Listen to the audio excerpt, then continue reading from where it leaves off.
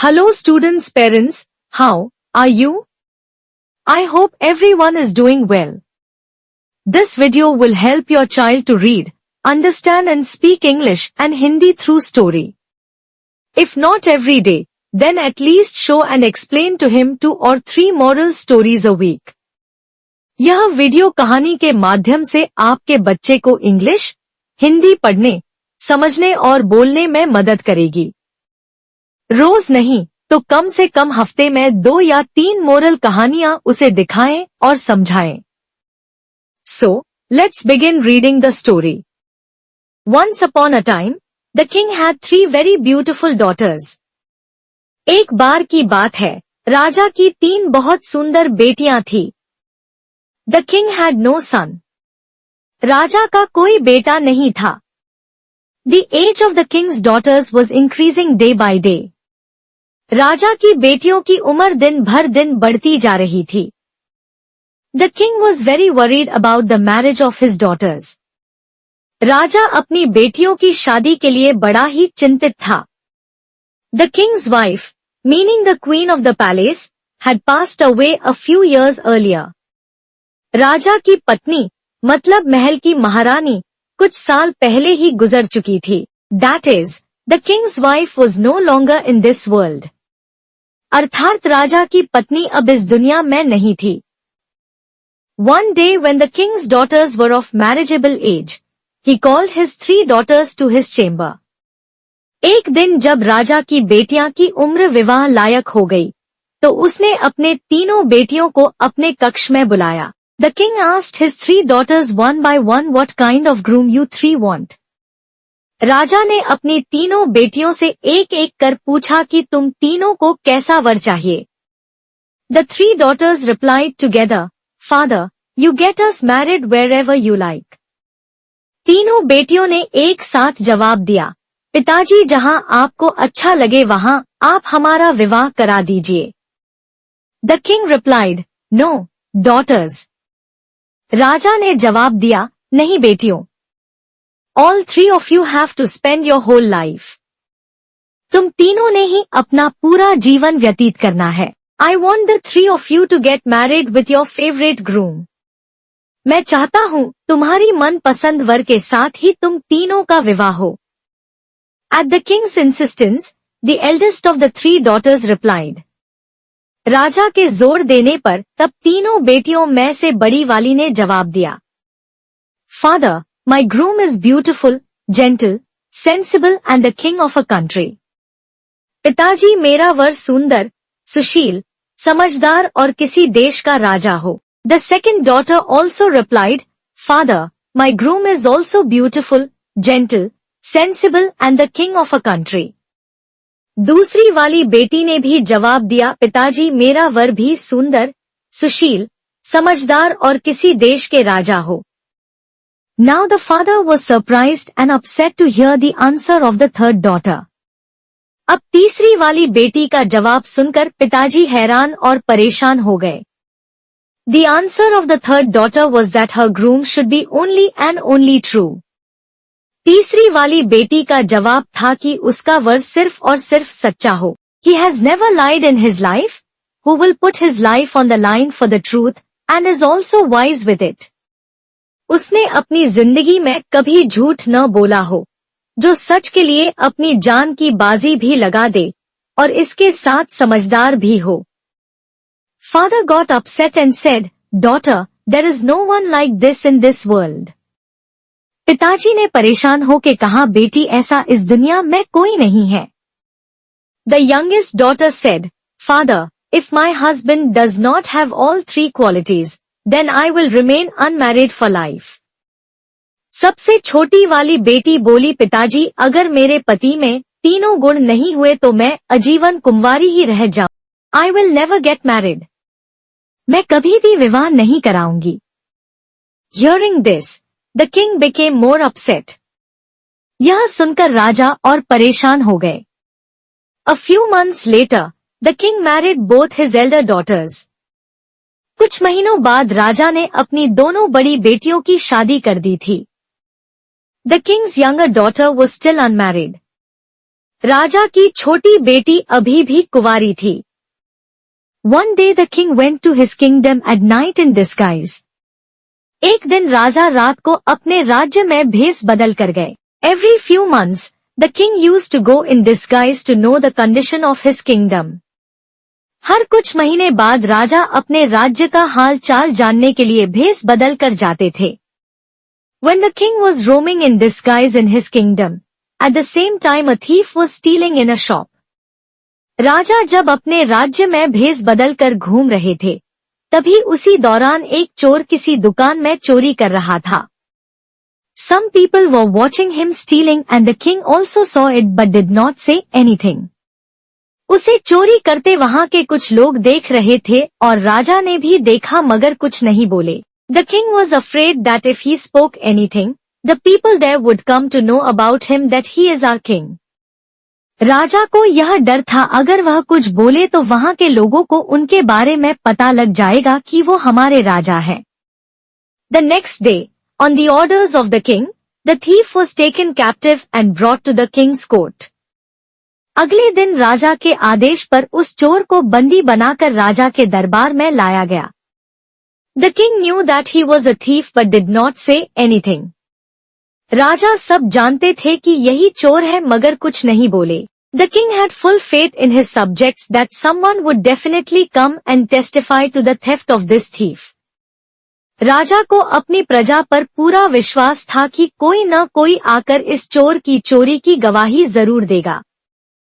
But when no one came to testify even after the king's soldiers spoke, the king was very surprised. मगर राजा के सिपाही के बोलने पर भी कोई गवाही नहीं देने आया तो राजा को बड़ा ही आश्चर्य हुआ।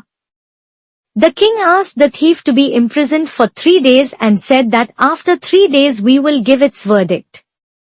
राजा ने उस चोर को 3 दिन कैद में रखने को कहा और कहा 3 दिन बाद हम इसका फैसला सुनाएंगे। The king thought that many people saw this thief stealing, but no one came to testify. राजा ने सोचा इस चोर को तो चोरी करते हुए बहुत सारे लोगों ने देखा मगर कोई गवाही नहीं देने आया। To know this, the king again changed the disguise and went among the subjects. यह जानने के लिए राजा ने फिर से भेष बदला और प्रजा के बीच चले गए। So the people there said that if we had testified about the thief, he would have killed us and our family members. तो वहां की प्रजा ने बोला अगर हम चोर की गवाही देते तो हमें और हमारे परिवार वालों का वो कत्ल कर देता। So out of fear, no one came to testify. इसलिए डर के मारे कोई गवाही नहीं देने आया। The king explained to his subjects that if none of you went to testify, then the thief's courage would be increased. राजा ने अपनी प्रजा को समझाया अगर तुम में से कोई गवाही देने नहीं गया तो उस चोर के हौसले और बुलंद हो जाए। Then he will steal and will always be saved if no one testifies. फिर वो चोर और चोरी करेगा और हमेशा किसी की गवाही न देने पर बच जाएगा। The next day the king saw explained that tomorrow but even today in the court no one came to testify. दूसरे दिन राजा ने देखा कि कल उसके समझाने पर भी आज दरबार में कोई गवाही देने नहीं आया। Now the thief's captivity was only 1 day left. अब चोर का कैद में सिर्फ 1 दिन रह गया था। On the 3rd day, the king forced the thief to leave. तीसरे दिन राजा ने उस चोर को मजबूरन छोड़ना पड़ेगा। While the king was thinking of this, the soldiers came and said, Maharaj, there is a young boy who wants to testify to this thief. जब राजा यह सोच रहे थे उसी दौरान सिपाहियों ने आकर कहा महाराज एक नौजवान लड़का है जो इस चोर की गवाही देना चाहता है। The king said he should be called. राजा ने बोला उसे बुलाया जाए। The soldiers said, Your Majesty, he will come tomorrow and testify to himself. सिपाहियों ने कहा महाराज वो कल आकर अपनी गवाही देगा। On the 3rd day the young boy appeared in the king's court. तीसरे दिन वो नौजवान लड़का राजा के दरबार में पेश हुआ। That day the king's court was full of people there. उस दिन राजा का दरबार पूरा भरा हुआ था वहां की प्रजा से। Because the king wanted his subjects to see and hear the testimony of the young man. क्योंकि राजा चाहता था उसकी प्रजा भी देखे और सुने कि उस नौजवान की गवाही को. This time the younger daughter of the king's court king was also present. इस बार राजा के दरबार राजा की छोटी बेटी भी मौजूद थी. The king asked the young man where he had been all these days. राजा ने उस नौजवान से पूछा तुम इतने दिन कहाँ थे? The young man replied, Your Majesty, I live in my house and my sick mother. नौजवान ने जवाब दिया महाराज मेरे घर में और मेरी बीमार माँ रहती हैं. महाराज, for 2 days I kept taking my mother to Vaidji for treatment, now my mother is fine. महाराज 2 दिन लगातार मैं अपनी माँ को वैद्य के पास इलाज के लिए लेकर जाता रहा, अब मेरी माँ ठीक है. The king asked, How do you have these wound marks all over your body? राजा ने पूछा तुम्हारे सारे शरीर में ये घाव के निशान कैसे? The young man replied, Your Majesty, when I was coming to testify today, his companions attacked me with a deadly attack. नौजवान ने जवाब दिया महाराज आज मैं जब गवाही देने आ रहा था तो इसके साथियों ने मुझ पर जानलेवा हमला किया. I have somehow come to your court to bear witness to save my life. मैं जैसे तैसे अपनी जान बचाकर आपके दरबार में गवाही देने पहुंचा हूँ. The king said, You are not afraid, that means you are not afraid of their threats. राजा ने कहा तुम्हें डर नहीं लगा, मतलब तुम उनकी धमकियों से डरे नहीं? Could you have lied to save your life? तुम अपनी जान बचाने के लिए झूठ भी बोल सकते थे? The young man said, Your Majesty. What fear? I tell the truth, never afraid of it. नौजवान ने बोला, महाराज डर कैसा? मैं सच बोलने से कभी नहीं डरता. I have never lied in my life till date. मैंने आज तक अपने जीवन में कभी झूठ नहीं बोला. My mother used to say always tell the truth even if it costs your life. मेरी माँ कहती थी हमेशा सच बोलो चाहे उसके लिए जान की बाजी भी क्यों न लग जाए.